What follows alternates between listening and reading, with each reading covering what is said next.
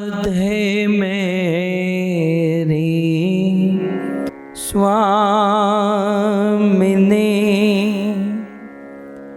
मैं राधे को दास। राधे मेरी स्वामिनी, मैं राधे को दास। जन्म जन्म मोहे दीजियो, श्री वृंदावन वास। श्री वृंदावन वास। राधा तू बड़ भागिनी, कौन तपस्या कीन। तीनों लोक के नाथ है, सो तेरो आधीन। सो तेरो आधीन। जय राधा माधव कुंज बिहारी, जय गाइए।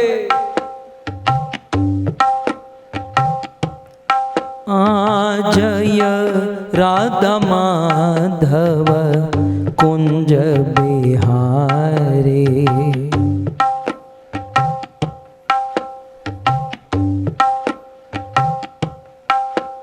जय राधा माधव कुंज बिहारी।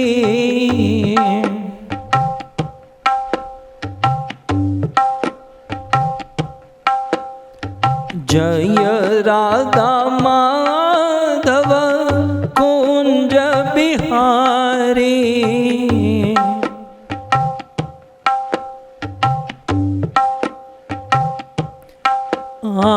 गोपी जनवल्लभ गिरिवरधारे।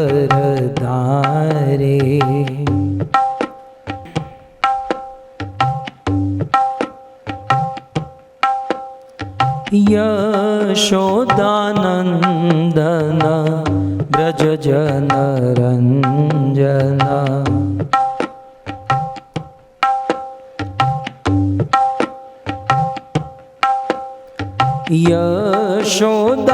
यशोदानंदन ब्रज जन रंजन।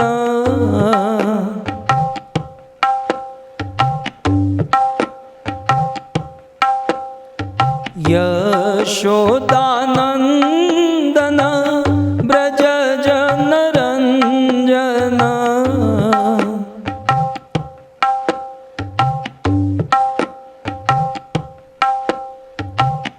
यमुना तीर वनचारी।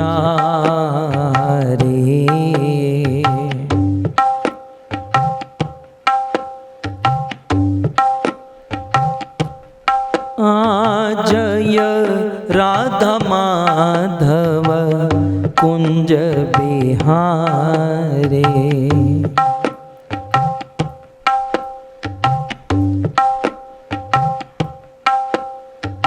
हरे कृष्णा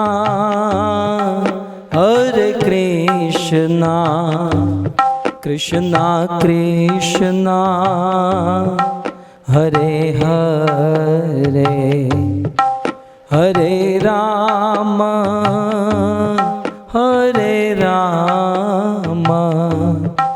राम राम हरे हरे, हरे कृष्णा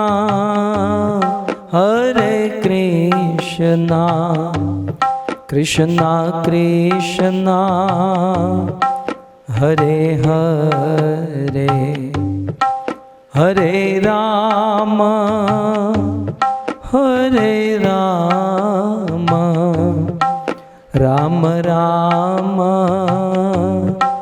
हरे हरे, हरे कृष्णा कृष्णा कृष्णा हरे हरे, हरे राम राम राम हरे हरे, हरे कृष्णा। गाइए कृष्णा कृष्णा हरे हरे, हरे राम राम राम हरे हरे। राधा गोविंद राधा गोविंद, राधा गोविंद राधे, राधा गोविंद राधा गोविंद, राधा गोविंद। जगन्नाथ जगन्नाथ बलदेव जय सुभद्रा, जगन्नाथ जगन्नाथ जय। हाँ गौर निताय जय गौर निताय, गौर निताय जय गौर निताय, गौर निताय जय।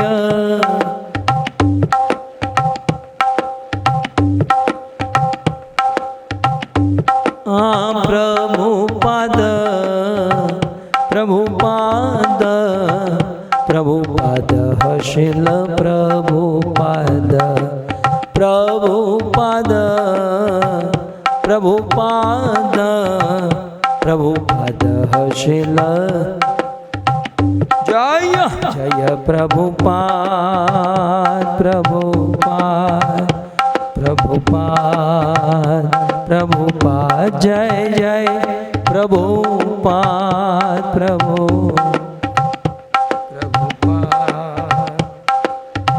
निताय गौर हरि बोल हरि बोल, हरि बोल हरि बोल। निताय गौर हरि बोल हरि बोल, हरि बोल हरि बोल। युग धर्म हरिनाम संकीर्तन के ग्रंथराज श्रीमद् भागवतम महापुराण के शिल प्रभुपाद की निताई गौर प्रेमानंद। झूलन यात्रा की जय। कब से वाट निहार रही, आँखों में मोती वार रही। कब से वाट निहार रही, आँखों में आंसू वार रही।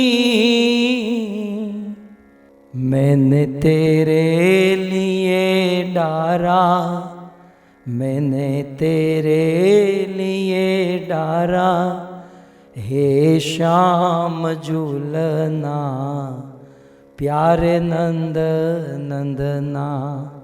झूला झूलवे को अयो, संग में राधा जी को लइयो। राधा रानी को झूलइयो, हे हमारे अंगना प्यारे नंद नंदना। हे हमारे अंगना प्यारे नंद नंदना। उपस्थित भगवत कथा अनुरागी आप सब पधारे हुए भक्तवृंद, इस सभा को परम सुशोभित करने वाले अंतर्राष्ट्रीय कृष्ण भावनामृत संघ इस्कॉन के वरिष्ठ भक्तगण, दूर दूर से देश विदेश से फेसबुक यूट्यूब आदि के माध्यम से बड़ी भारी मात्रा में इस कथा का श्रवण करने वाले समस्त श्रोतागण एवं हमारे मित्र कहिए, हमारे पिता तुल्य अमेरिका, ऑरेंजबर्ग, साउथ कैरोलिना में निवासित बलदेव भाई और भगवती माता के परिवार के द्वारा आयोजित, बलदेव भाई हमारे प्रिय मित्र हैं, हमारे बड़े सुहृद हैं। उनके सुपुत्र अंकित और उनकी धर्मपत्नी हिरल और सत्यम और धरती और बाल गोपाल, अर्णव, अन्वी और उनकी सुपुत्री काश्मीरा, केतन कुमार, सजनी, सहज, ये पूरे परिवार के द्वारा आयोजित यह श्रीमद् भागवत कथा के प्रथम दिवस में पुनः एक बार आप सब का स्वागत एवं आप सब के चरणों में हमारा प्रणाम। श्रीमद् भागवत कथा झूलन यात्रा एवं बलराम जयंती। परम सौभाग्य है, पवित्र श्रावण मास चल रहा है और इस पवित्र श्रावण मास में भगवान की मनोहर भगवत कथा श्रवण करने का यह सुंदर लाभ, यह सुंदर अवसर प्राप्त हुआ है। सर्वप्रथम हम रोज 2 सत्र में यह कथा करेंगे। प्रथम सत्र में झूलन महिमा और दूसरे सत्र में बलराम जयंती, बलराम जी की महिमा श्रवण करेंगे। ये निर्धारित किया गया है। व्यासपीठ पर बैठने के बाद लाल गोविंद नहीं रहता, फिर सारा जिम्मा वेदव्यास जी का हो जाता है। सो वेदव्यास जी जो बुलाते हैं, जो प्रेरणा करते हैं, आप सब के बीच में हम प्रस्तुत करते हैं। परंतु ये सोचा है कि झूलन यात्रा के ऊपर और बलराम जी की स्मृति, क्योंकि बलराम जी का जन्मदिन आ रहा है और संयोग कुछ ऐसा है कि बलराम जी का जन्मदिन आ रहा है और हमारे कथा के आयोजक का नाम भी बलदेव भाई है। सो बलदेव भाई, भगवती माता बड़े भाव से इसका आयोजन किए हैं। ज़्यादा समय न लेते हुए झूलन के विषय में हम सब सुनेंगे। जैसे बहुत सुंदर झूलन का दर्शन हमें हुआ, कथा के दौरान होगा। आप सब भी अपने अपने ठाकुर जी को झूले पर बिठाकर अपना दर्शन करा सकते हैं। हम यहाँ पर इसका लाभ भी ले सकते हैं। झूलन की महिमा, झूलन का तत्व समझना अत्यंत आवश्यक है। ये झूलन क्या है, ये झूला क्या है, क्यों भगवान को झूला झुलाया जाता है, झूला ही क्यों और क्यों कुछ नहीं। ये बहुत सारे प्रश्न, बहुत सारी बातें अध्यात्म जीवन में साधकों को, भक्तों को होती हैं। शिल प्रभुपाद ने भगवान की लीला और तत्व के ऊपर बहुत सुंदर प्रस्तुतिकरण किया है। शिल प्रभुपाद ने, आप श्रीमद् भगवद गीता में देखोगे, श्रीमद् भगवद गीता में 4 अध्याय में श्लोक हैं, यदा यदा ही धर्मस्य ग्लानिर्भवति भारत और धर्म संस्थापनार्थाय संभवामि युगे युगे। भगवद गीता के 4 अध्याय के श्लोक के तात्पर्यों को आप देखोगे तो प्रभुपाद ने इन श्लोकों को बहुत कम तात्पर्यों में, बहुत कम शब्दों में समझाया है। परंतु वही श्रील प्रभुपाद जहाँ कृष्ण अर्जुन से कहते हैं जन्म कर्म च मे दिव्यम एवं यो वेति तत्वतः, इन श्लोकों को प्रभुपाद ने बड़े विस्तार से समझाया। अपने प्रवचनों में, अपनी कथा में प्रभुपाद इन श्लोकों को बड़े विस्तार से कहते हैं। इसका अर्थ ये होता है कि यदा यदा ही धर्मस्य, ये जो श्लोक हैं, भगवान का संभवामि युगे युगे, भगवान का अवतार होता है।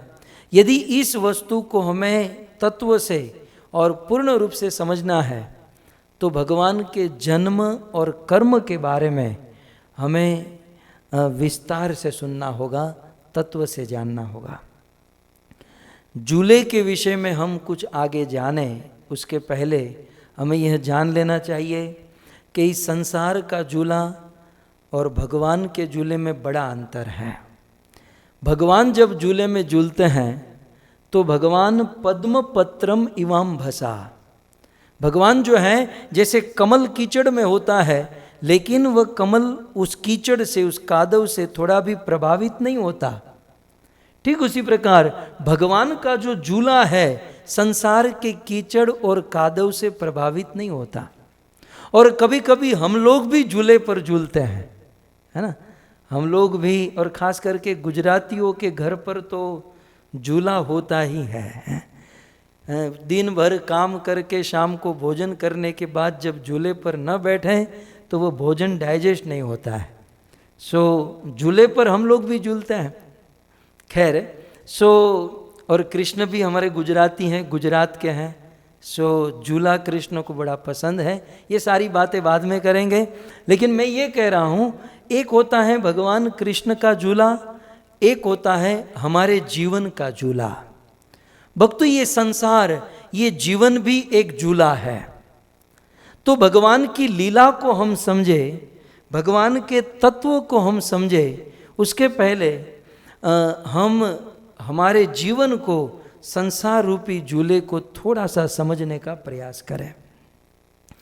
5 श्लोकों के माध्यम से और उन 5 श्लोकों को सरल पॉइंट में आपके बीच में प्रस्तुत करके ये जगत भी कैसे एक झूले के समान है और हम सब लोग उस झूले में किस प्रकार से झूल रहे हैं, इस तत्व को, इस सिद्धांत को समझने के बाद हम भगवान श्री कृष्ण की लीला, श्रावण महीने का महत्व, झूला और ये सारी बातों की ओर आगे बढ़ेंगे।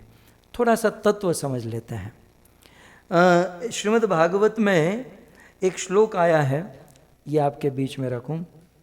झूला जो है, झूला में क्या होता है? झूला में, झूला जो होता है वो आगे पीछे होता है। तो झूला जो आगे और पीछे होता है, स्विंगिंग एक्शन जो है वो क्या है? झूले का आगे जाना और झूले का पीछे आना, झूले का आगे जाना, झूले का पीछे आना। जगत के लिए, संसार के लिए, हम जैसे जीवों के लिए सिद्धांत के दौर पर यदि इसे समझना हो तो झूले का आगे जाना ये हैप्पीनेस है और झूले का पीछे जाना ये दुख का समय है। इसलिए भागवत के श्लोक में कहा गया कि स्विंगिंग एक्शन, ये जो झूला आगे पीछे होना, ये सुख और दुख के समान है। और श्रीमद् भगवद गीता में भगवान श्री कृष्ण ने कहा कि कृष्ण, यदि इस पृथ्वी पर, इस दुनिया में आए हो तो इस दुनिया में 2 चीज का सामना तो अवश्य करना होगा। और वह 2 चीज क्या है? शीतोष्ण सुख दुखदा।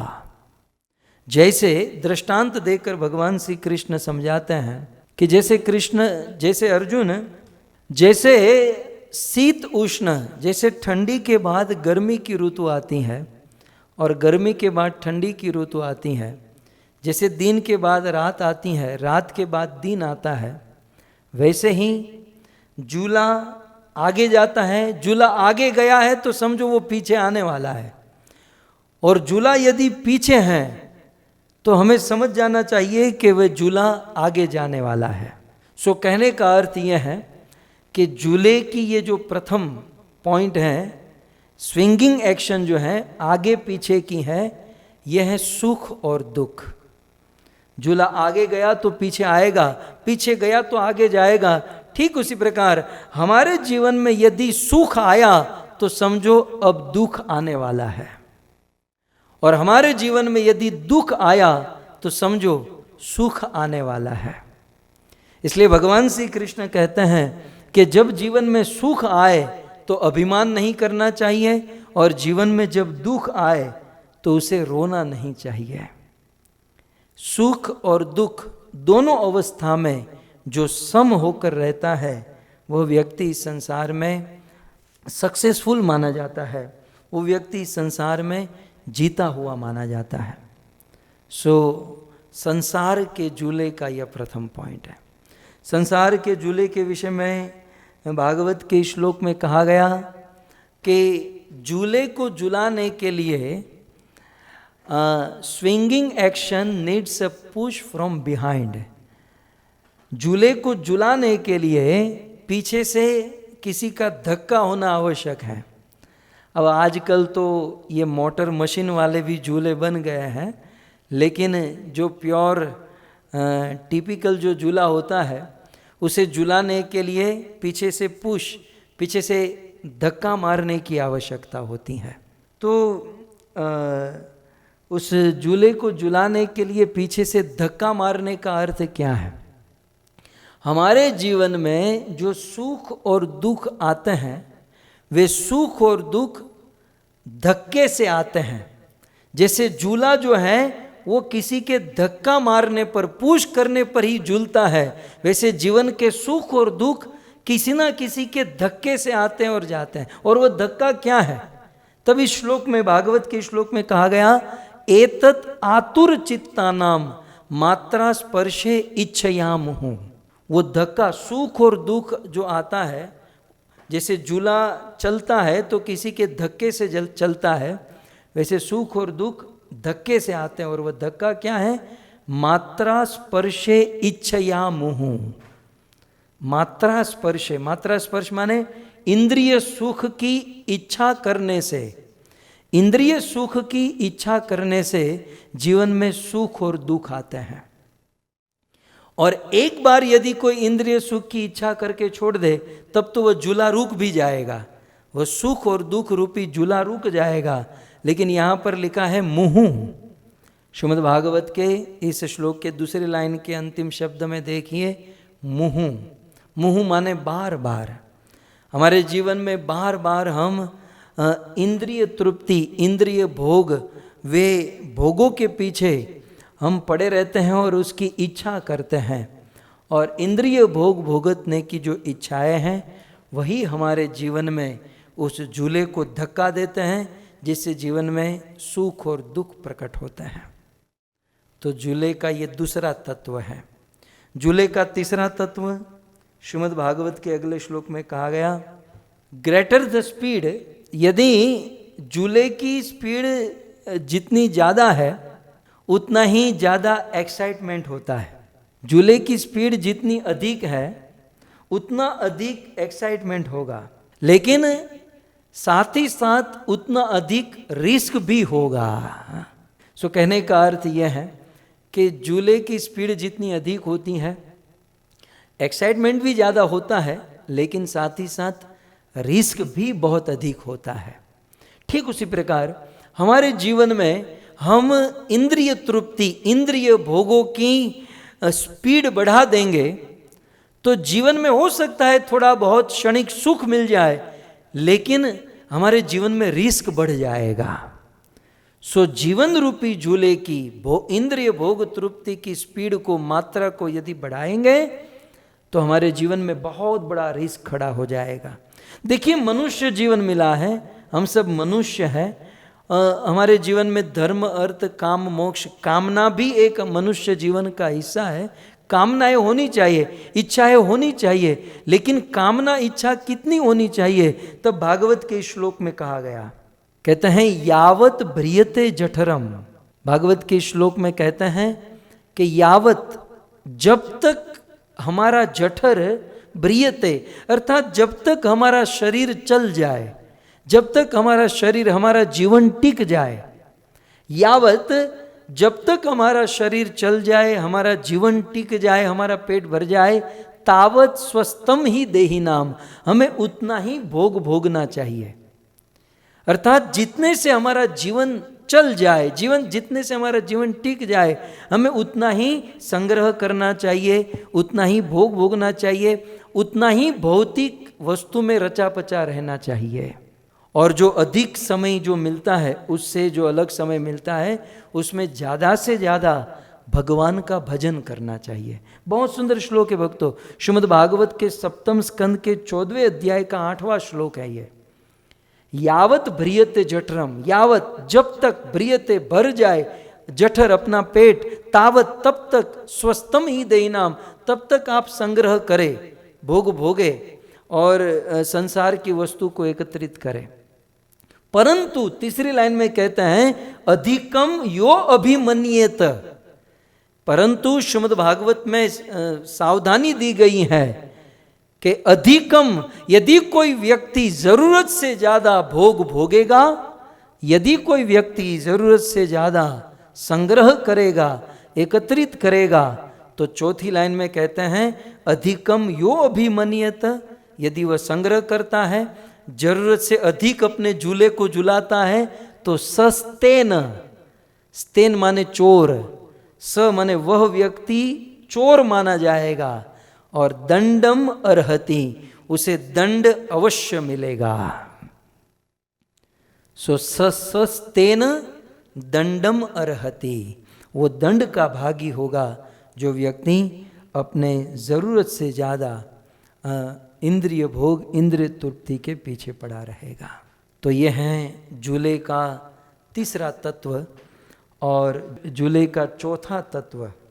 झूले के इस चौथे तत्व में कहा गया है कि झूला जितना फास्ट होगा, आपका जीवन रूपी झूला जितना तेज गति से चलेगा, उस झूले को शांत करने में, अर्थात उस झूले को रोकने में उतनी ही देरी लगेगी। एक न एक दिन इस विषय भोगों से, संसार की इंद्रिय तृप्ति से हमें मुक्त होना है, और मुक्त होना इसका अर्थ है इस झूले से हमें उतरना है। यदि तेज गति से झूला चल रहा होगा तो आप उस झूले से उतर नहीं पाओगे, और यदि उतरने का प्रयास किए तो गिर जाओगे।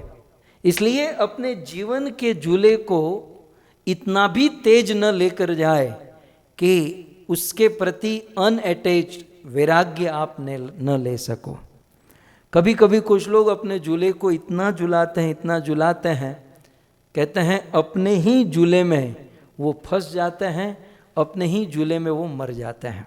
सो श्रीमद् भागवत के 7वें स्कंद 6ठे अध्याय और 13वें श्लोक में यह बात बताते हैं कि व्यक्ति अपने जीवन में यह झूला, झूला माने इंद्रिय भोग, इंद्रिय विषय भोग में व्यक्ति इतना फंसा रहता है, इतना फंसा रहता है। कहते हैं त्यजेत कोशस्क्रु दिवेह मानः कर्माणि लोभात अवितृप्त काम। कहते हैं कर्माणि, अपने कर्म में, कर्म बंधन में, कर्म बंधन कर्म के लोभ से अवितृप्त काम, उसे तृप्ति नहीं होती है, बिल्कुल अतृप्त होता है, वो बूढ़ा हो जाता है। कई बार कुछ लोग कहते हैं ना कि बूढ़े हो जाने के बाद आदमी अपने आप तृप्त हो जाता है, ऐसा नहीं है। यदि जीवन में अभ्यास न किया जाए, भजन न किया जाए, तो ये भोग भोगने की वासना, कामना, लालसा बढ़ती ही जाएगी, बढ़ती ही जाएगी, ये झूला बढ़ता ही जाएगा। कहते हैं कर्माणि लोभात अवितृप्त काम औपस्थ जेहम बहुमन्य मान कथम विरज्येत दुरंत मोह। ऐसे मोह को विरज्येत, त्यागना बड़ा कठिन हो जाएगा, और फिर जीवन कैसा हो जाएगा। प्रथम लाइन में दृष्टांत देते हैं त्यजेत कोश, कोश माने रेशम का कीड़ा। आपने देखा होगा या नेशनल डिस्कवरी चैनल में आप देख सकते हैं, रेशम का कीड़ा जो होता है वो अपने लिए अपना घर बनाता है, और वह अपने लिए अपना घर अपनी लार ग्रंथि से बनाता है। अपनी लार ग्रंथि आजू बाजू में वो दीवार के समान अपने घर को बनाते जाता है। बनाते बनाते बनाते बनाते वो एक दिन ऐसा घर बनाता है कि वह रेशम का कीड़ा अपने ही बनाए हुए घर में बंध जाता है, फंस जाता है, और फिर उसे बाहर निकलने का चांस नहीं रहता, और फिर अपने ही बनाए हुए घर में वो तड़प तड़प कर मर जाता है। ठीक उसी प्रकार इस झूले से एक शिक्षा मिलती है कि यदि तेज गति से झूला चलाए तो फिर उतर नहीं पाएंगे, अर्थात उसे अनअटैच नहीं हो पाएंगे, विरक्त नहीं हो पाएंगे। इसलिए जीवन में इंद्रिय तृप्ति, भोग जो है वो जितना आवश्यक है उतना, ज़रूरत से अधिक, ये बहुत बड़े खतरे का कारण हो सकता है। और झूले से अंतिम शिक्षा, पांचवी और अंतिम शिक्षा झूले से हम ले सकते हैं कि ये पूरा झूला जो है, entire swing is resting on the overhead road. ये पूरा झूला जो है, ये दो कड़े जो होते हैं ना, दो कड़ी उसके ऊपर टंगता है, या फिर दो लोहे के रोड के ऊपर झूला टंगा होता है। तो ये पूरा झूला, पूरे झूले का आधार वो दो कड़ी होती हैं या दो रोड होते हैं। ठीक उसी प्रकार हमारे जीवन में जो कुछ भी है वे सब का आधार सुख और दुख सैंक्शन बाय भगवान श्री कृष्ण। सो हमारे जीवन में ये जो भी सुख और दुख आते हैं वे सारा सैंक्शन होता है भगवान कृष्ण के द्वारा।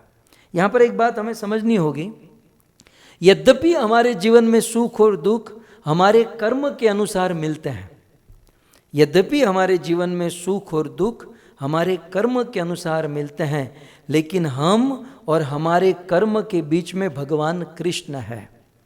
जो कर्म में लिखा है वही होने वाला है, परंतु यदि हम भगवान कृष्ण की भक्ति करें, भगवान कृष्ण की सेवा करके उन्हें प्रसन्न करें, तो कृष्ण के अंदर वह सामर्थ्य है कि वो हमारे बुरे कर्म को जलाकर भस्म कर सकते हैं, हमारे बुरे कर्म को कट कर सकते हैं। तो यहाँ पर वही कहा गया है कि पूरा एंटायर झूला जो है वह दो रोड के ऊपर डिपेंड है, और वह दो रोड स्वयं भगवान श्री कृष्ण है। और इसका प्रमाण श्रीमद् भगवद गीता में मया दक्षिण प्रकृति सूयते सचराचरण। जैसे हम देखते हैं कि इस दुनिया में कोई भी व्यक्ति अच्छा या बुरा कर्म करता है तो वह प्रकृति के 3 गुणों के हिसाब से करता है। प्रकृति के 3 गुण सत्व, रजस और तमस। जब सत्व गुण अवस्था में आदमी होता है तो उसे मंदिर जाने का मन होता है, भगवान को प्रणाम करने का मन होता है। वही व्यक्ति को जब रजोगुण हावी होता है तब पैसे कमाने का मन होता है, लोभ उत्पन्न होता है। और उसी व्यक्ति को जब तमोगुणी हावी हो जाता है तो कामनाएं उत्पन्न होती हैं, क्रोध उत्पन्न होता है। तो ये सारी घटनाएं हमारे जीवन में इन तीनों गुणों के ऊपर डिपेंड है। और ये प्रकृति के तीनों गुण सत्व, रजस, तमस, ये हमारे कर्म के ऊपर डिपेंड है। लेकिन वह प्रकृति, वो कर्म के ऊपर स्वयं भगवान कृष्ण बैठे हैं। और ये प्रकृति के गुण जो हैं मयाध्यक्षेण, कृष्ण कहते हैं मेरी अधिअक्षेण, अर्थात मेरे आंखों के इशारे से चलते हैं। सो भक्तों, हमारे जीवन में सत्व गुण का आना, रजोगुण का आना, तमो गुण का आना, ये हमारे कर्म के ऊपर डिपेंड है। 30 पर भी यदि हम भगवान कृष्ण को प्रसन्न कर लेते हैं तो ये तीनों गुण के स्वामी स्वयं भगवान कृष्ण है, वो हमारे गुणों को भी सुधार सकते हैं और हमारे जीवन में हमारे बुरे कर्म को कट कर सकते हैं। सो इस प्रकार से झूले के विषय में थोड़ी सी सात्विक तात्विक चर्चा मैंने आपके बीच में रखी, क्योंकि झूलन यात्रा 5 दिन तक चलेगी। झूलन के विषय में हम सुनेंगे तो थोड़ा सा जीवन रूपी झूला क्या होता है ये मैंने आपके बीच में भागवत के 5 श्लोक के माध्यम से प्रस्तुत किया। कुल मिलाकर यही है कि जीवन रूपी झूले का आधार स्वयं भगवान कृष्ण है और ये डोरी भगवान कृष्ण को सौंप देनी चाहिए और जीवन के कर्म को मिनिमाइज करते हुए भगवत भजन की ओर हमें अग्रसर होने का प्रयास करना चाहिए। ऐसा नहीं है कि आज ही सब कुछ छोड़ छाड़ कर चले जाए, ऐसा नहीं है, लेकिन धीरे धीरे धीरे धीरे धीरे संसार की आसक्ति कम होती जाए और भगवान के प्रति प्रेम अनुराग बढ़ता जाए। ये अभ्यास अभी से ही प्रारंभ हो जाना चाहिए, ताकि जब मृत्यु का समय आए, जब ये शरीर छोड़ने का समय आए, तब इस संसार में 1% भी हमारी आसक्ति न रह जाए। क्योंकि दुनिया में 1% भी आसक्ति रह गई तो मरने के बाद इस दुनिया में वापस आना पड़ेगा, और इस दुनिया में वापस आना ये सबसे बड़ा घाटा है, ये सबसे बड़ा लॉस है। આ સૌથી મોટો ખોટનો ધંધો કહેવાય. આટલું સુંદર મનુષ્ય જીવન મળ્યું હોય અને ભજન ન કરીએ અને 84 લાખના ફેરામાં પાછા ફરીએ. सो इसलिए इस जीवन रूपी झूले को समझकर अपने जीवन को सुधारना चाहिए. सो आइए, बहुत सुंदर श्रावण मास प्रारंभ हो चुका है और इस श्रावण मास में बहुत सुंदर भगवान के उत्सव, फेस्टिवल, अब तो क्या कहे, उत्सव के दिन प्रारंभ हो रहे हैं. जैसे ही श्रावण आता है तो उत्सव का दिन प्रारंभ. श्रावण का महीना अपने आप में ही पवित्र है. बहुत सुंदर श्रावण में वर्षा होती है, सुंदर आंधी. सो और हमारे भारत में गाया भी है ना, सावन का महीना पवन करे शोर, जियारा रे झूमे ऐसे जैसे वन माना चे मोर. तो ये सावन का महीना है, श्रावण का महीना है. आ श्रावण महीना में तड़ाका भड़ाका तो थवाना ज है, क्योंकि इस महीने में स्वयं भगवान कृष्ण प्रकट होने वाले हैं और इस महीने में एक से एक फेस्टिवल, एक से एक उत्सव मनाए जाते हैं. तो आइए, श्रावण महीने का सबसे पहला उत्सव है मेहंदी उत्सव. भक्तों, इस श्रावण महीने में सबसे पहला उत्सव है मेहंदी उत्सव. ये श्रावण महीना मेहंदी उत्सव से ही प्रारंभ होता है. इस उत्सव में श्रीमती राधा रानी के हाथों में मेहंदी लगाई जाती है.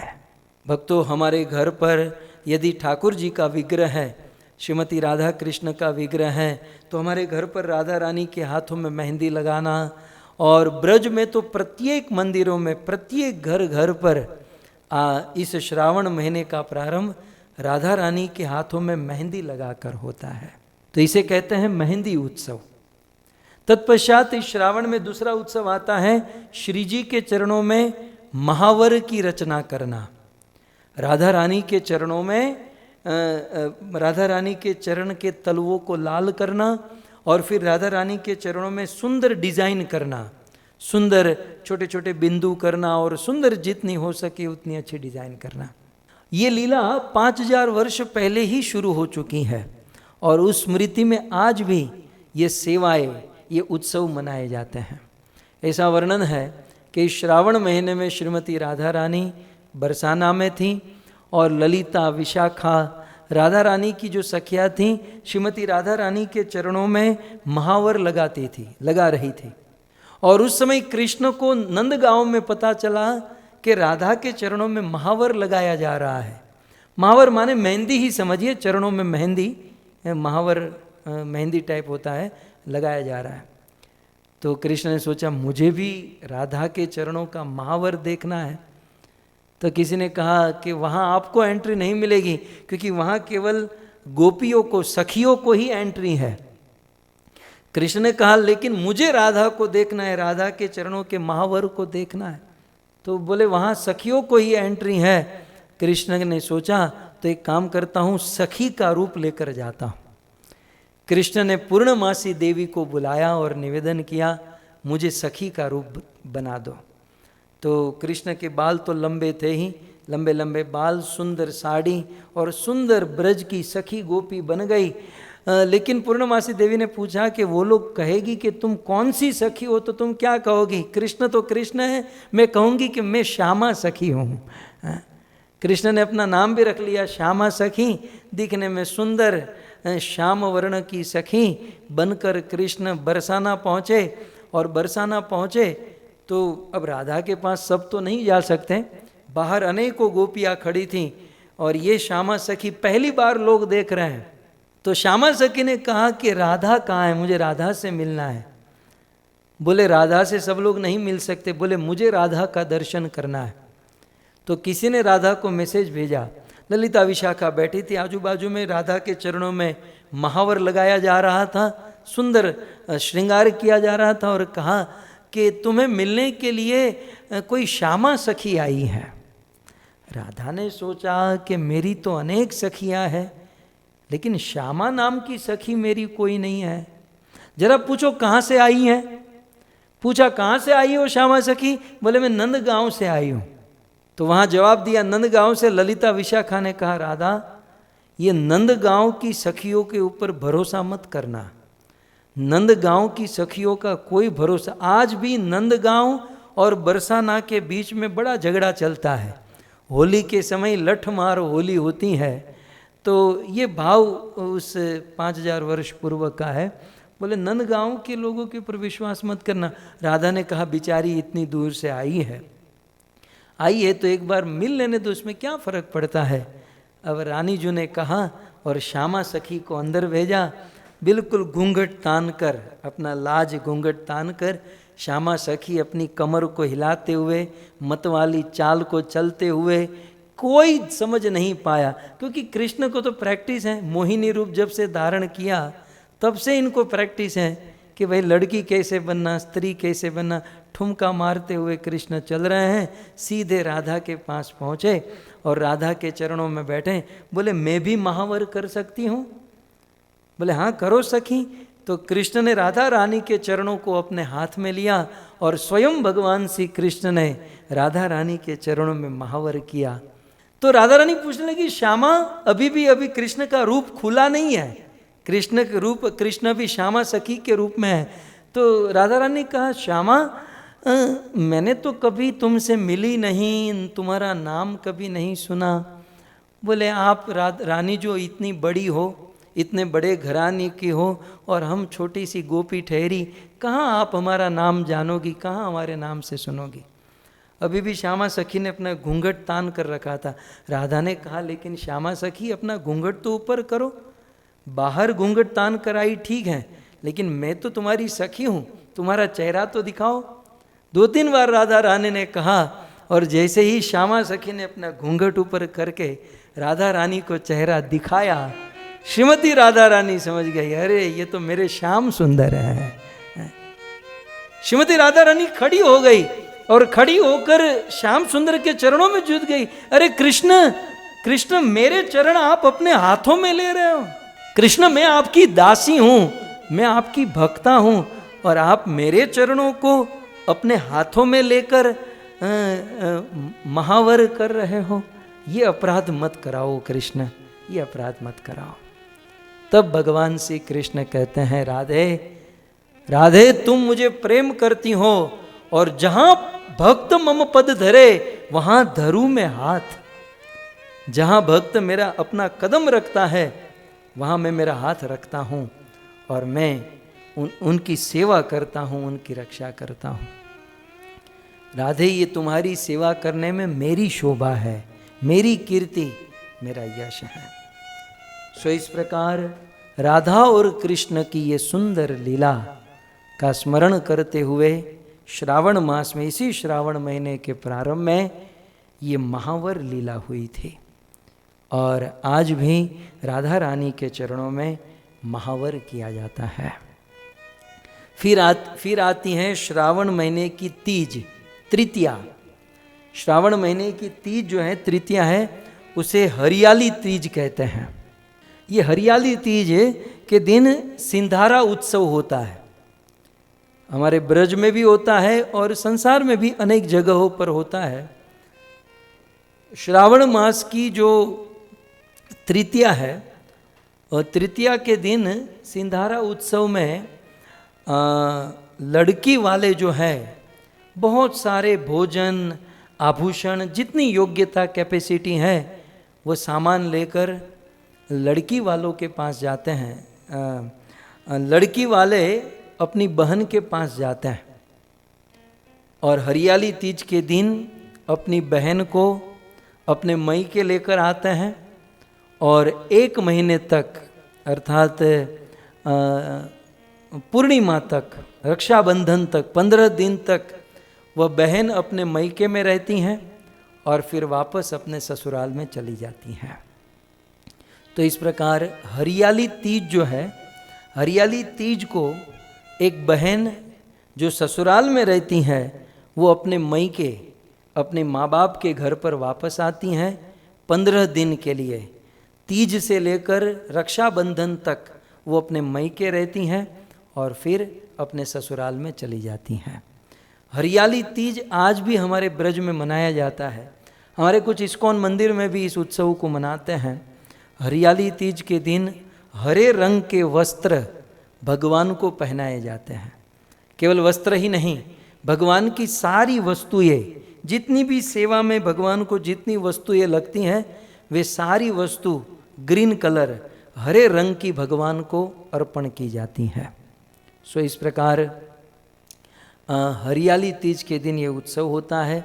अब आइए ब्रज में 5000 वर्ष पूर्व हरियाली तीज के दिन क्या उत्सव हुआ था, हम इसका श्रवण करते हैं। श्रीमती राधा रानी का विवाह लीला की दृष्टि से, अब भक्तों अपने मन को, अपनी बुद्धि को संसार के धरातल से थोड़ा ऊपर उठाना होगा, क्योंकि हम भगवान की विशुद्ध लीला सुन रहे हैं और इस लीला में यदि कोई संशय होता है तो फिर वो हमारे पतन का कारण होता है। इसलिए पूर्ण श्रद्धा से इसे श्रवण करना चाहिए। वैसे राधा और कृष्ण दोनों पति पत्नी हैं। एक बार किसी ने पूछा कि राधा का विवाह कृष्ण के साथ क्यों नहीं हुआ। राधा का विवाह कृष्ण के साथ इसलिए नहीं हुआ क्योंकि राधा और कृष्ण एक ही है। वे दोनों अलग हो तो शादी करें ना, जब एक ही चीज है तो शादी कैसे करेंगे। इसलिए शास्त्र में कहा गया है, राधा पूर्ण शक्ति कृष्ण सर्वशक्तिमान। राधा पूर्ण शक्ति कृष्ण सर्वशक्तिमान। दुई जन भिन्न नाही शास्त्रेर प्रमाण। दुई वस्तु भिन्न नाही शास्त्रेर प्रमाण। शास्त्र में प्रमाण करके दिया गया। शास्त्रेर प्रमाण क्या है कि राधा पूर्ण शक्ति और कृष्ण शक्तिमान। दो ही वस्तु भेद नहीं, ये दोनों वस्तु में भेद नहीं है, शास्त्रेर प्रमाण। सो राधा और कृष्ण में कोई भेद नहीं। राधा कृष्ण है, कृष्ण राधा है। जब पर्सनैलिटी ही एक है तो शादी करने की क्या बात। लेकिन वही राधा और कृष्ण जो दोनों एक हैं, वो लीला करने के लिए इस धरती पर आए और दोनों ने अलग अलग रूप धारण किया। और परकीय रस का आस्वादन करने के लिए वैकुंठ में, गोलोक में स्वकीय तो चलता था, स्वकीय आनंद यानी जो अपने हैं, अपनों के साथ प्रेम करके आनंद, ये तो ब्रज वैकुंठ में चलता था। लेकिन विशेष आनंद लेने के लिए, परकीय रस का आनंद लेने के लिए और विप्रलंब रस, विरह रस का आनंद लेने के लिए भगवान ने और राधा रानी ने अलग अलग रूप धारण किया। और राधा का विवाह अलग जगह पर हुआ, कृष्ण का विवाह अलग जगह पर हुआ। एक ही स्वरूप के दो भिन्न रूप हुए और दोनों का विवाह अलग अलग जगह पर हुआ।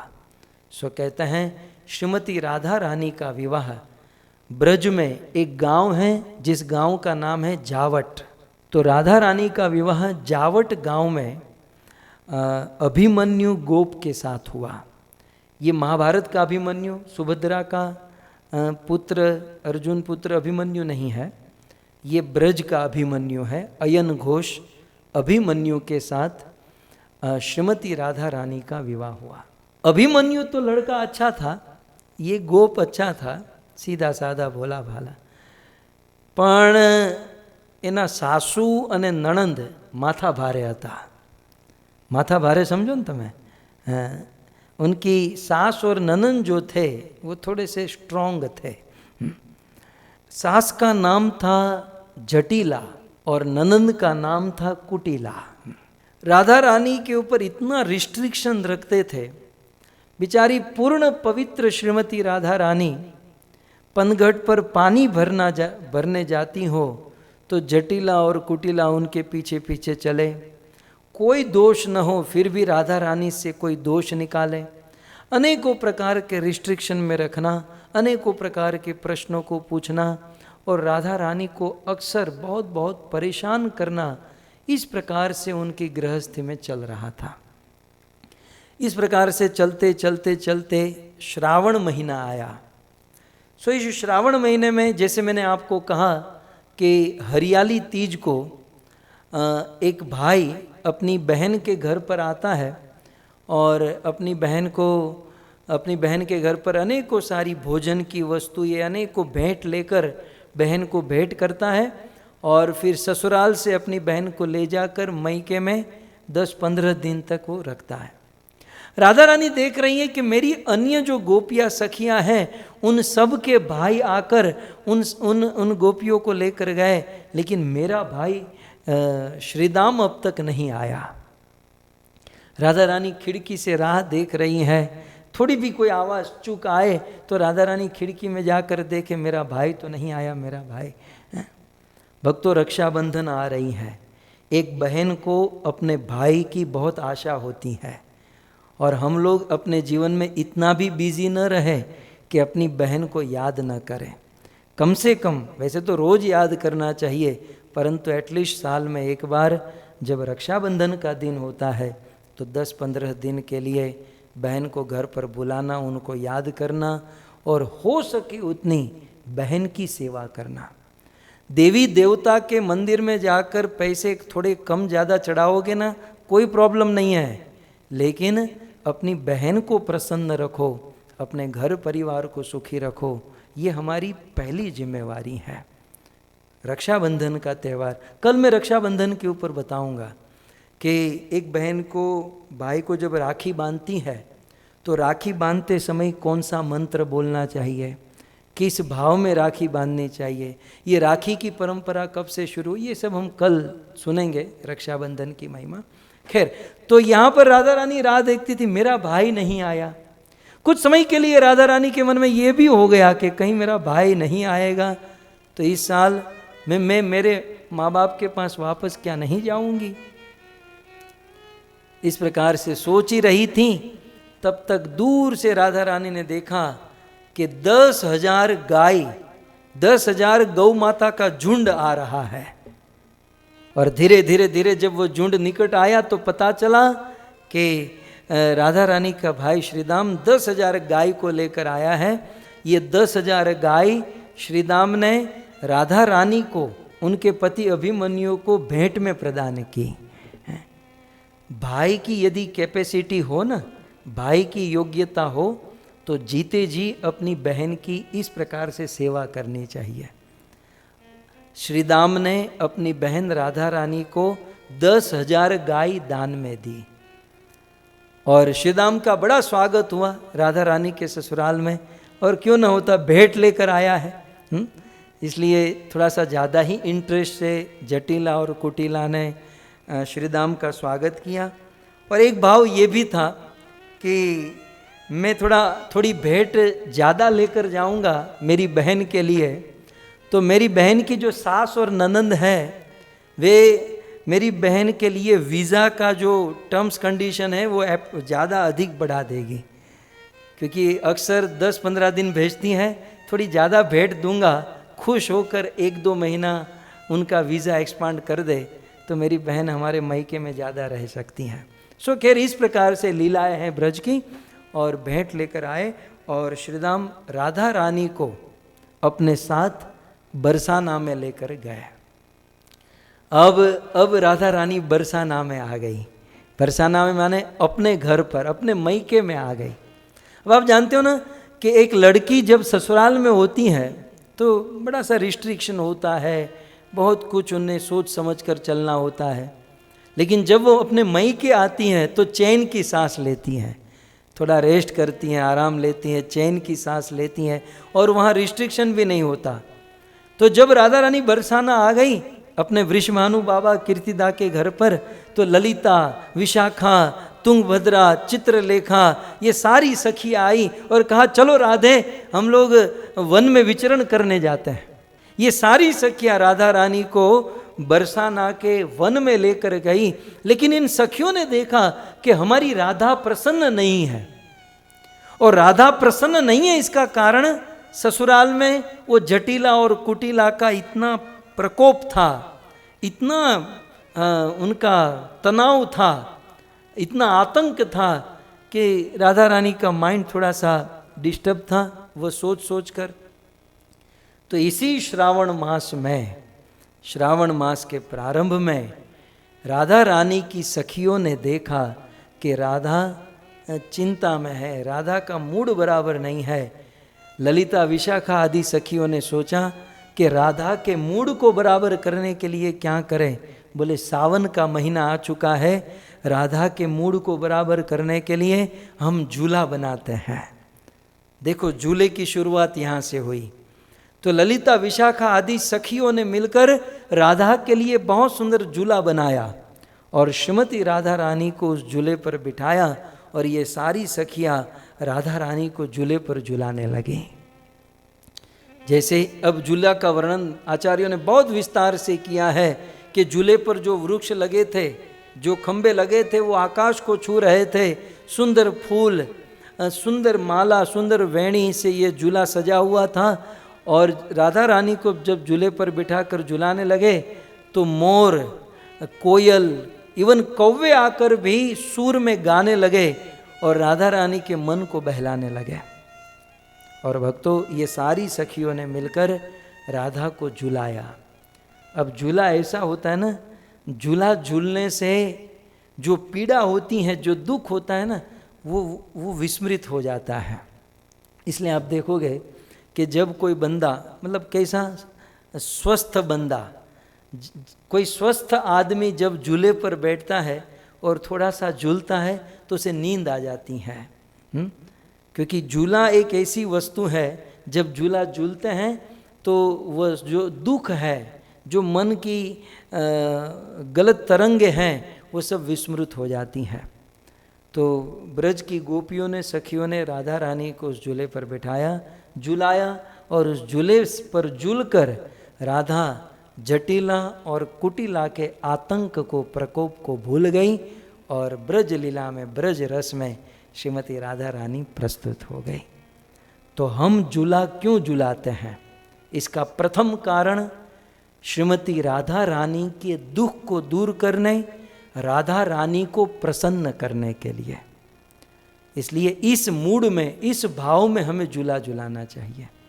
वैसे भगवान कृष्ण या राधा कभी दुखी नहीं होते, लेकिन भक्त का ये भाव होता है कि हमारे ईश्वर को हम सुख देंगे, प्रसन्न करेंगे। और होगा क्या, जब हम राधा कृष्ण को सुखी करेंगे, वो तो सुखी है ही, लेकिन जब हम उनको सुखी करने का प्रयास करेंगे तो वह सुख हमारे जीवन में आ जाएगा। लेकिन हमारा भाव ये होना चाहिए कि राधा रानी इस झूले पर झूले और उनकी जो गलत तरंगे हैं, जो चिंता है, जो शोक है, उनसे वे मुक्त हो जाए। ये प्रथम भाव है, ये प्रथम लीला है। झूले की लीला तो अनंत है, हम रोज सुनेंगे, रोज रोज कुछ सात्विक तात्विक कुछ लीलाएं सुनेंगे। एक लीला कवि कर्णपुर, चैतन्य महाप्रभु के परम कृपा प्राप्त हमारे गौड़ीय संत, गौड़ीय आचार्य हुए कवि कर्णपुर।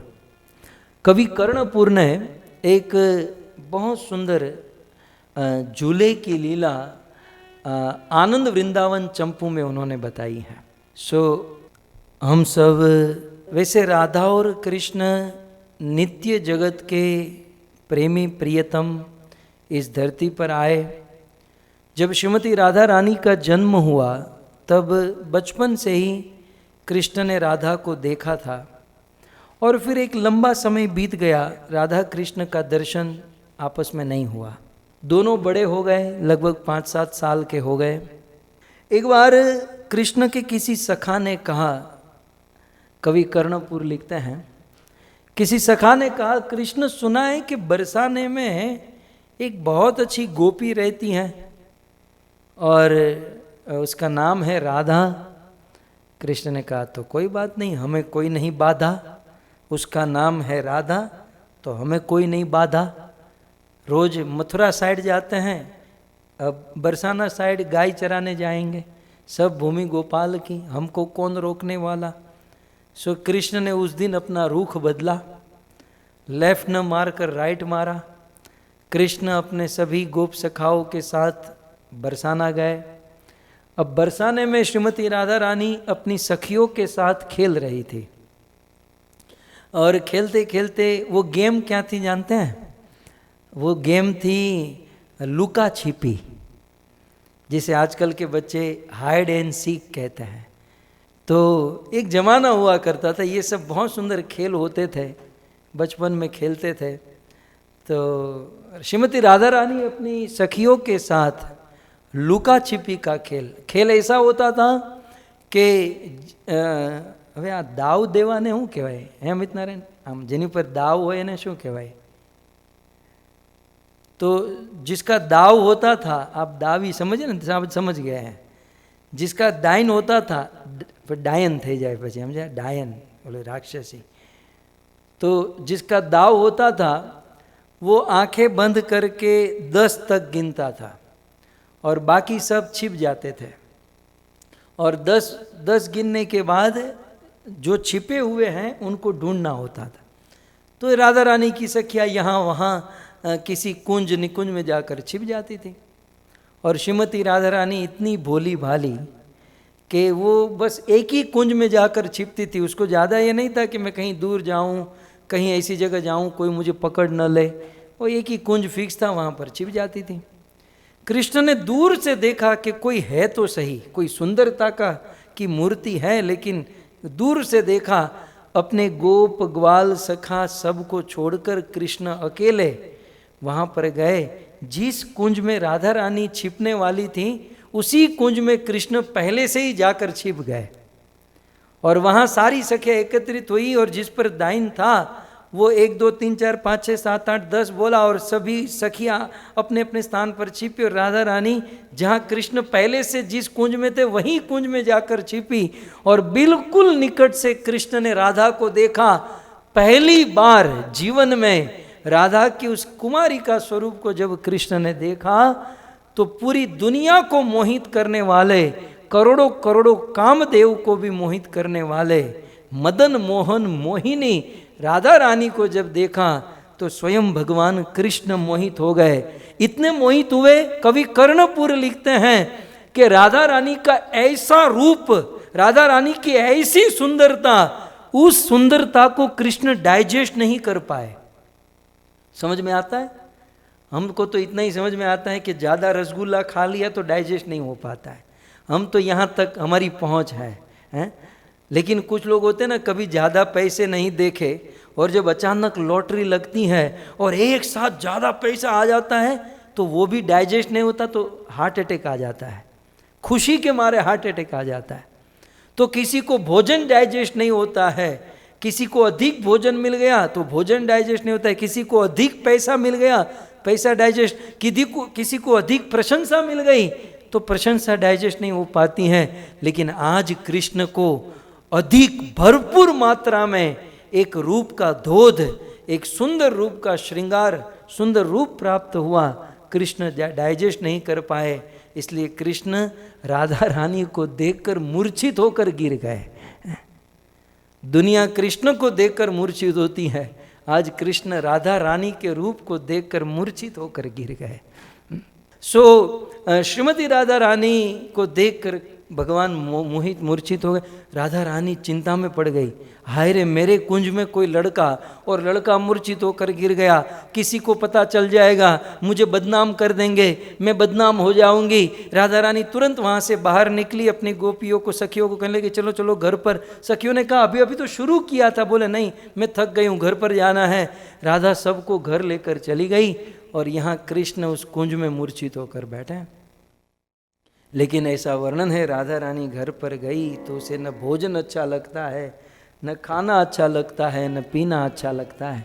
ललिता विशाखा ने कहा राधे तूने खाना क्यों बंद कर दिया, प्रॉब्लम क्या है? तब राधा रानी ने दिल की बात बताई। उस दिन उस कुंज में, मेरे कुंज में एक लड़का था, और वो लड़का मुझे देखकर मूर्छित हो गया, मेरे कारण वो मूर्छित हो गया, और मैं उसे अकेले छोड़कर आ गई। ललिता विशाखा जाओ और उस लड़के को जरा देख कर आओ। ललिता विशाखा ने खोजा, उसे पता चला कि वो कृष्ण था।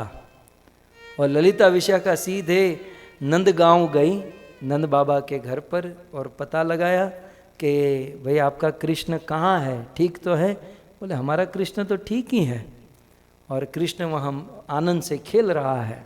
तब ललिता विशाखा ने देखा कि राधा रानी को देखकर तो कृष्ण मूर्छित हो गए, लेकिन राधा रानी जब वहाँ से निकल गई तो राधा रानी के शरीर की खुशबू से, उस खुशबू को लेकर भगवान कृष्ण पुनर्जीवित हो गए।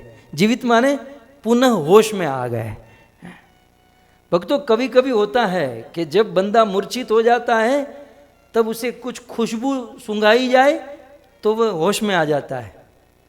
हमारे वहाँ वाई आती है, वाई तो जब किसी को वाई आती है और जब वो मूर्छित हो जाता है तो उसे किसी का चप्पल सुंघाया जाता है, क्योंकि चप्पल में इतनी बदबू आती है, बेचारा उस बदबू के कारण मूर्छित अवस्था से बाहर आ जाता है कि भाई, और मूर्छित अवस्था से बाहर आकर सोचता है कि ये चप्पल की बदबू से वो मूर्छा अच्छा थी। खैर, किसी को प्यास सुंघाया जाता है, कोई मूर्छित हो गया तो प्यास सुंघा दो तो वो जग जाता है। कुछ लोग शराब के नशे में मूर्छित हो जाते हैं, तो नहीं, आप उसको कुछ भी दो जगता नहीं, और शराब की बोतल ऐसे दिखाओ तो फिर वो बाहर जग जाता है। एक बार एक आदमी इत्र परफ्यूम जहाँ बिकते ना, तो इत्र की स्ट्रीट पर इत्र के दुकान में गया और मूर्छित हो गया। इत्र की सुगंध लेकर वो मूर्छित हो गया, तो लोग जमा हो गए और उसे अनेकों प्रकार के इत्र छिड़कने लगे, देने लगे। तब उसका कोई पड़ोसी होगा, वो उस रास्ते से निकला और सोचा कि ये तो हमारी धारावी का आदमी है, ये बिल्कुल उस नाले के गटर के बाजू में रहता है, इसको इत्र सूंघाने से नहीं जगेगा। वो गटर का पानी भर कर आया और सूंघाया, तुरंत जग गया। कहने का अर्थ यह है कि भगवान श्री कृष्ण मूर्छित हुए, राधा रानी चली गई, राधा रानी के सुगंध को, सुवास को लेकर कृष्ण अवस्था में आ गए और पता चला। राधा और कृष्ण का पुनः ललिता विशाखा ने मिलन करवाया, और जिस दिन राधा और कृष्ण का मिलन हुआ उस समय नारद मुनि वहाँ पर प्रकट हुए, और आज राधा के साथ मिलकर कृष्ण इतने प्रसन्न हुए, और नारद जी रास्ते में मिले। नारद आज मैं बहुत प्रसन्न हूँ, जो चाहिए वो मांग ले। नारद जी ने कहा, प्रभु फिलहाल तो कुछ सोचा नहीं है, थोड़ा टाइम दीजिए, समय आने पर मैं मांग लूँगा। अब जब नारद जी ने ऐसा कहा, समय आने पर मांगूंगा, कृष्ण को होने लगा पसीना। बोले ये नारद का कोई भरोसा नहीं, कभी भी कुछ भी कर सकता है, कुछ भी मांग सकता है। फिर से कृष्ण राधा के पास आकर कहे, और राधा को कहा कि राधा तुम ध्यान रखना, ये नारद जी जो है ना, दो लोगों में झगड़ा लगाने का काम करते हैं, कहीं हमारे आपके बीच में कोई झगड़ा न लगा दे। राधा ने कहा, कृष्ण हमारा और आपका प्रेम इतना अमर है, हमारा और आपका प्रेम इतना प्रगाढ़ है कि कृष्ण और राधा के बीच में कभी झगड़ा हो ही नहीं सकता। कृष्ण ने कहा, बात सत्य है। नारद जी ने ये बात सुन ली, और नारद जी ने सोच लिया कि दोनों के बीच में यदि झगड़ा न करा दूं तो मेरा नाम भी नारद नहीं। खैर, नारद जी बेचारे ऐसे नहीं हैं। पूर्णमासी देवी ने नारद को भेजा था। कवि कर्णपुर लिखते हैं कि पूर्णमासी देवी ने नारद को भेजा था, नारद जब तक प्रिया प्रियतम के बीच में मान लीला नहीं होगी, मान लीला समझते हैं, झगड़ा नहीं होगा, प्रिया प्रियतम के बीच में प्रिया रूठेगी नहीं, कृष्ण उसे मनाएंगे नहीं, जब तक प्रिया प्रियतम के बीच में मान लीला नहीं होगी तब तक श्रावण महीना और श्रावण के झूले का आनंद नहीं आएगा।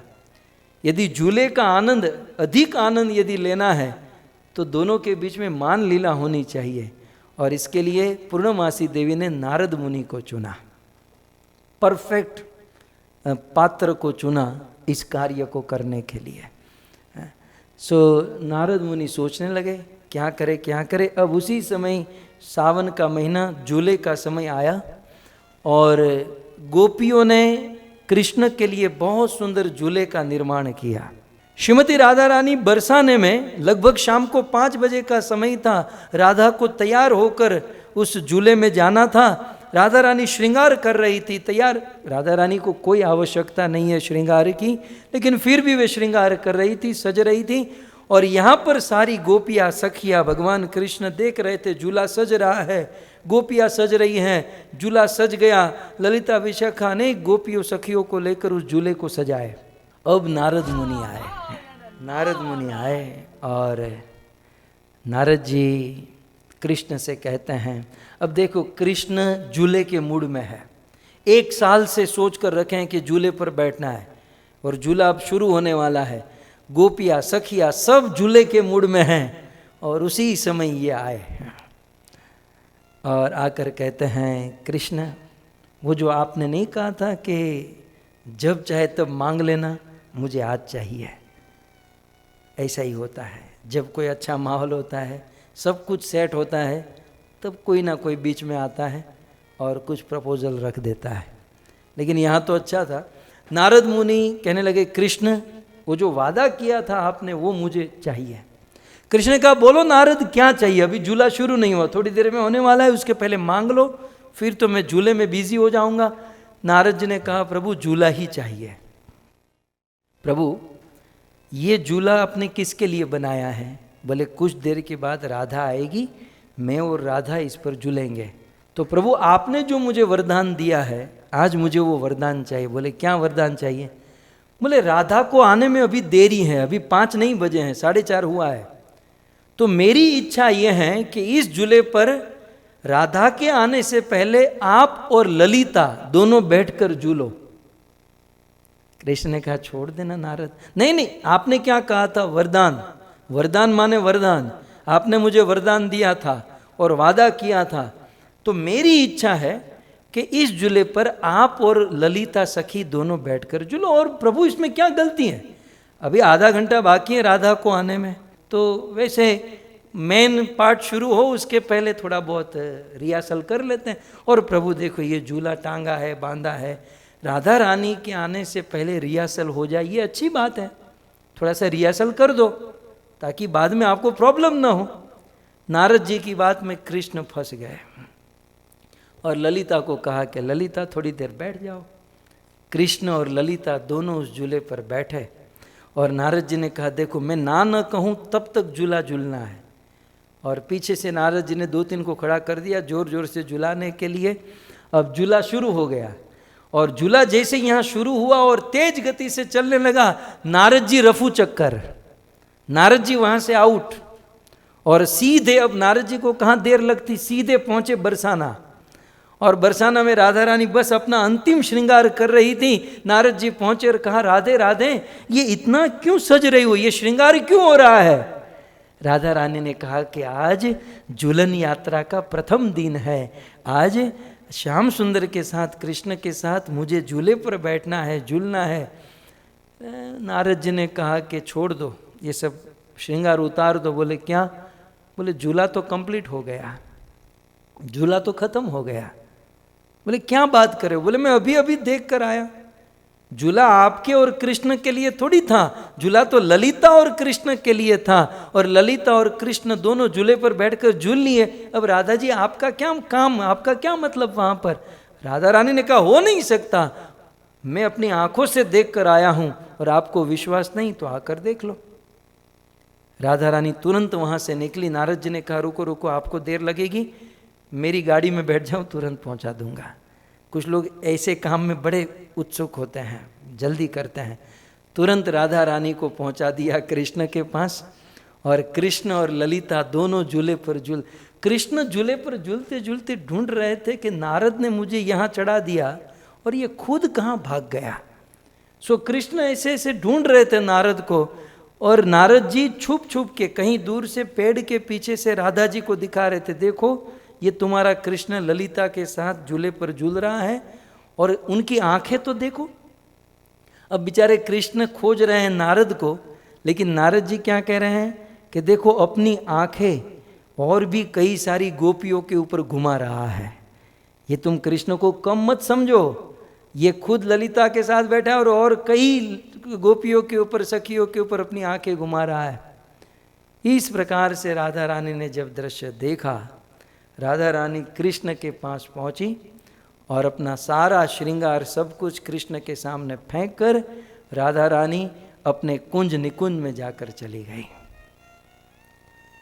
और राधा रानी की सखियाँ गोपियाँ राधा रानी को मनाने के लिए राधा के पास गई। राधा ने कहा किसी को मेरे सामने आने की जरूरत नहीं है। बोले हम तो आपकी सेविका है, विशाखा ने कहा हम तो गोपी हैं। बोले आप मेरी हो, लेकिन आपके मस्तक पर ये जो काले बाल है ना, ये काले बाल को देखकर मुझे कृष्ण की याद आ जाती है। मुझे कोई काली चीज नहीं चाहिए। यदि तुमको आना है तो मुंडन करा के शेविंग करके आओ, काली कोई चीज, मुझे काली चीज से नफरत हो गई है। राधा रानी को इतना मान हो गया। और फिर भगवान श्री कृष्ण राधा के पास आए और राधा के पास आकर नाचने लगे, हा करने लगे, राधा को अनेक प्रकार के पद सुनाने लगे।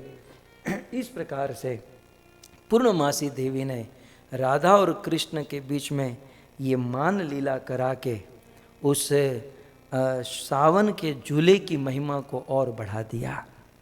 और फिर अंत में श्रीमती राधा रानी मान गई और राधा और कृष्ण उस झूले पर झूलने लगे।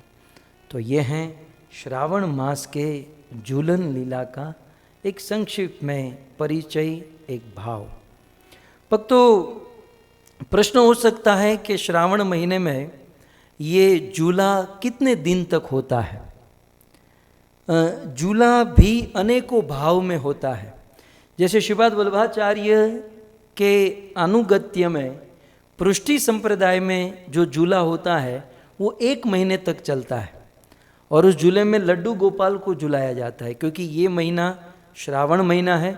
इस महीने में भगवान कृष्ण का जन्म हुआ है, तो जन्म के कारण लाला का जन्म हुआ है। इस भाव से लाला को पालने में झूले में वात्सल्य भाव से कृष्ण को झुलाया जाता है।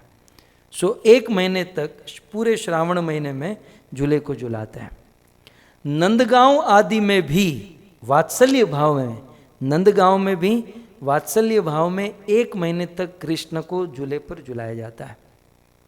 वृंदावन में अनेकों मंदिर हैं, षड गोस्वामी के अन्य मंदिर हैं, उनमें 13 दिन के झूले होते हैं। 13 दिन तक झूले पर ठाकुर जी को झुलाया जाता है। जगन्नाथपुरी में 7 दिन मदन मोहन जी के विग्रह को बाहर लाकर जगन्नाथ जी के बिहाफ में 7 दिन तक जगन्नाथपुरी में भगवान को झूले पर झुलाया जाता है। और हमारे इस्कॉन मंदिर में प्रतिवर्ष शिल प्रभुपाद की आज्ञा से साल में 5 दिन राधा और कृष्ण को माधुर्य भाव में, जैसे ये मैंने लीला आपको प्रस्तुत की, इस माधुर्य भाव में राधा और कृष्ण को झूले पर झुलाया जाता है। ये झूलन जो है 3 प्रकार के भाव में मनाया जाता है, या फिर इस झूलन के 3 पक्ष है। एक पक्ष है साधक पक्ष, एक पक्ष है सखी पक्ष, और एक पक्ष है स्वयं भगवान और श्रीमती राधा रानी का पक्ष। समझिए, साधक की ओर से झूला कैसे झुलाना, झूला झुलाने का आनंद, झूला झुलाने का सिद्धांत, जो भी है साधक पक्ष। दूसरा है सखी पक्ष, ललिता, विशाखा, गोपिया, सखिया कृष्ण को कैसे झुलाती हैं, ये सेकंड, ये उससे भी ऊंचा पक्ष है। साधक पक्ष से ऊपर है सखी पक्ष, और सखी पक्ष से ऊपर है स्वयं कृष्ण और श्रीमती राधा रानी का पक्ष, कि भाई झूले पर बैठकर राधा और कृष्ण ने क्या किया, उनका फीलिंग क्या है, उनकी लीला क्या है। तो ये पूरी झूलन यात्रा को हम 3 भाग में डिवाइड करें। भक्तों, एक एक भाग में एक एक कथा 7-7 दिन हो सकती, मैं केवल संक्षिप्त में आपको निवेदन करूंगा। तो आज क्योंकि प्रथम दिन है तो मैं थोड़ा सा साधक पक्ष के विषय में बता दूं कि झूलन यात्रा जो है साधक पक्ष की दृष्टि से झूलन यात्रा को कैसे समझा जाए, कैसे देखा जाए। हम सब साधक हैं, हमारे लिए झूलन के प्रति भाव, खास करके मैं मेरे जैसे लोगों की बात करता हूँ कि झूलन के प्रति हम कैसे जुलन के प्रति हमारा भाव होना चाहिए। तो साधक पक्ष की दृष्टि से हम सुने। आपने देखा होगा खास करके ब्रज में भगवान श्री कृष्ण को साल भर एक मंदिर में बिठाया जाता है, और फिर जब सावन का महीना आता है तो इस महीने में उस मंदिर जिस मंदिर में ठाकुर जी को बिठाया है उसी में लोहे का कड़ा डाल देते हैं, लोहे का रोड डाल देते हैं, और फिर उसी मंदिर को झुलाते हैं। आप समझ रहे ना कि साल भर कृष्ण को जिस सिंहासन पर बिठाते हैं उसी साल भर सिंहासन में बिठाते हैं, और श्रावण महीने में उस सिंहासन में रोड डाल देते हैं और टांग देते हैं और फिर उसी को झुलाते हैं।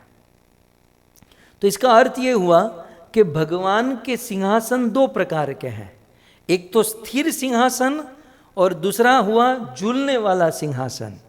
ठीक है, भगवान का दो प्रकार का सिंहासन, एक स्थिर सिंहासन और एक झूलने वाला सिंहासन। अब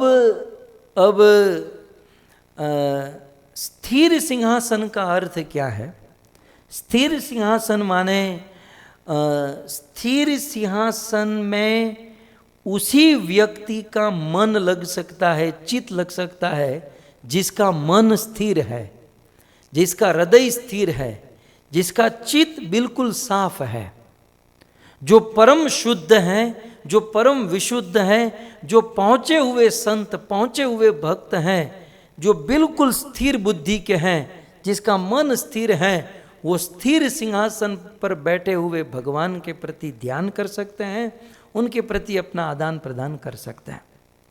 लेकिन भक्तों, हमारा मन, मैं मेरी बात कर रहा हूँ, मेरे जैसों का मन स्थिर नहीं है। हमारा मन जो है ना झूले की तरह झूल रहा है। हमारा मन कभी इति उति धाए, कभी यहाँ तो कभी वहाँ, कभी वहाँ तो कभी यहाँ। भगवत गीता में जैसे अर्जुन ने कहा ना कि चंचलम ही मनः कृष्ण, कृष्ण हमारा मन जो है बिल्कुल चंचल है, और प्रमार्थी बलवत दृढ़म, और मैं अपने गांडीर से वायु को वश में कर सकता हूँ परंतु मन को वश में नहीं कर सकता। तो हमारा मन जो है ना अस्थिर है, हमारा मन भी झूल रहा है।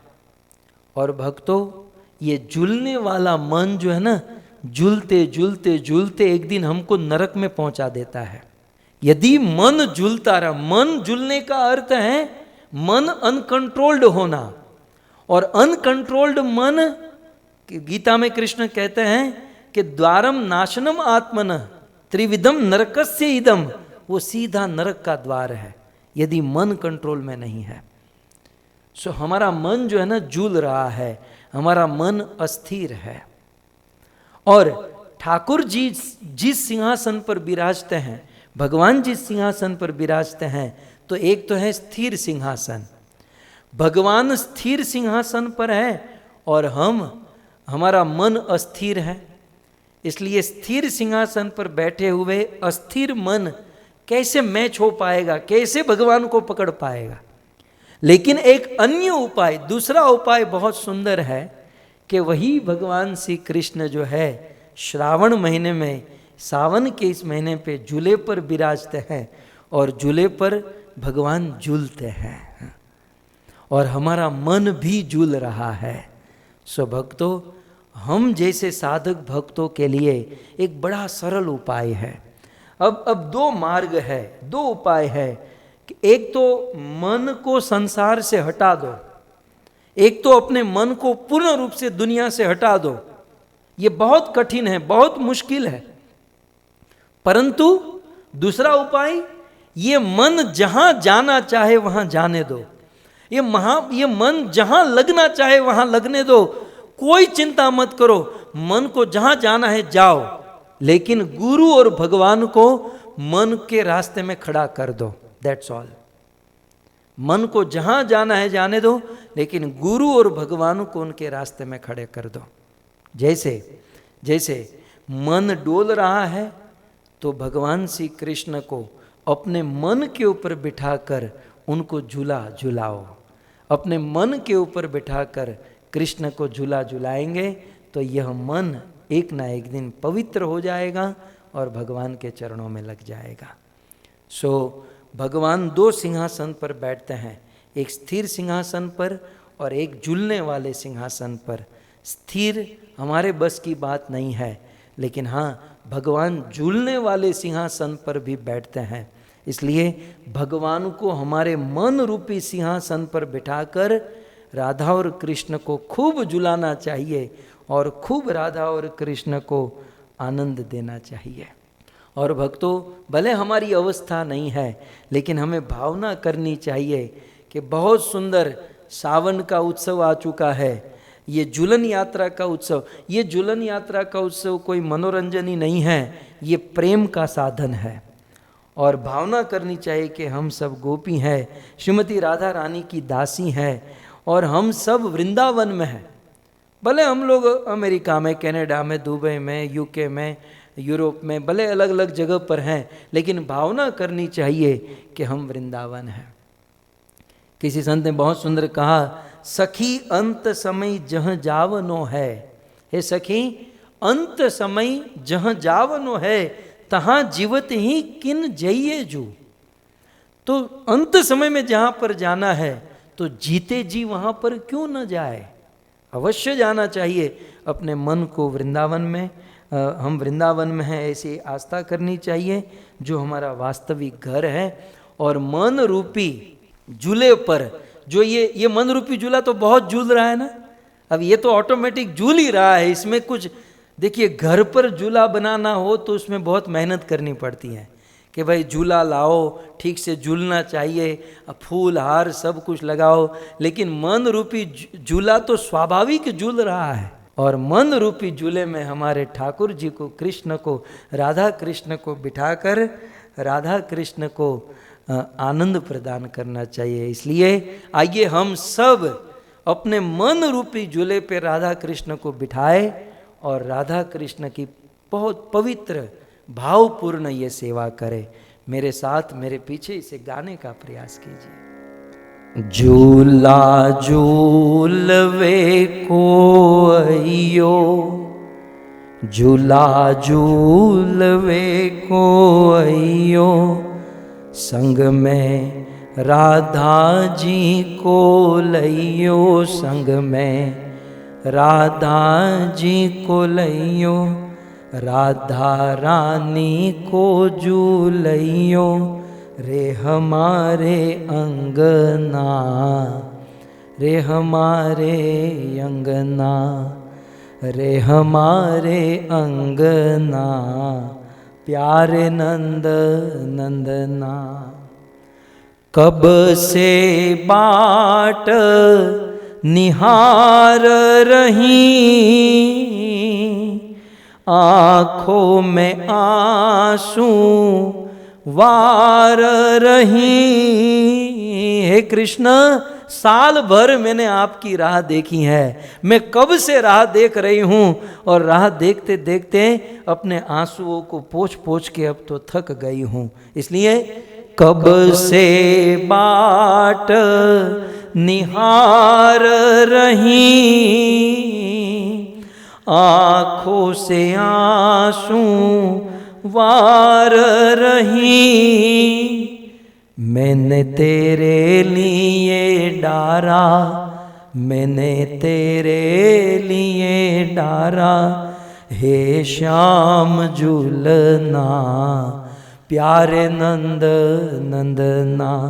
झूला झूलवे को अइयो, संग में राधा जी को लइयो, राधा रानी को झूलइयो, रे हमारे अंगना, प्यारे नंद नंदना, हे हमारे अंगना, प्यारे नंद नंदना। तुझे मोर मोर मुकुट पहनाऊंगी,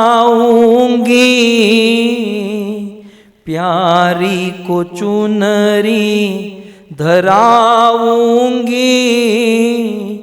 माथे पे चंदन लगाऊंगी। भक्त साधक कहता है कि मैं मोर मुकुट पहनाऊंगी और प्यारी राधा रानी को चुंदड़ी धराऊंगी और माथे पे चंदन लगाऊंगी। कहती हैं मोर मुकुट पहनाऊंगी,